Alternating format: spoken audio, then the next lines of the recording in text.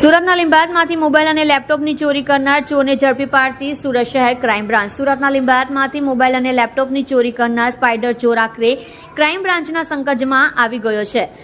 Crime બ્રાન્ચે આરોપીની ધરપકડ કરી હતી. મળતી માહિતી મુજબ ચોરી કરનારા યુવકનું નામ કિશન દુબેની છે, જે રાત્રિના સમયે મોટી મોટી ઓફિસો અને દુકાનોના પાછળના ભાગેથી ચડી મોબાઈલ અને લેપટોપ જેવી ઇલેક્ટ્રિક કિંમતી વસ્તુઓની ચોરી કરતો હતો. રોજગારી ન મળતા ચોરી કરવાનું શરૂ કર્યું.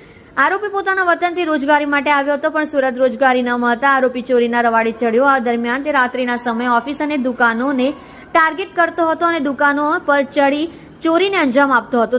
તપાસમાં કબૂલ્યું હતું કે તે સુરતનો મોટાભાગની ઓફિસોના પાછળની સેક્શન બારીમાંથી ઓફિસની અંદર પ્રવેશ કરતો હતો. ત્યારે સીસીટીવી સામે આવ્યા હતા, જે બાદ ક્રાઇમ બ્રાન્ચની ટીમે સીસીટીવીના આધારે આરોપીની ધરપકડ કરી હતી. તમે જોઈ રહ્યા છો કેપી ન્યૂઝ ચેનલ રાહિલ શેખની સાથે.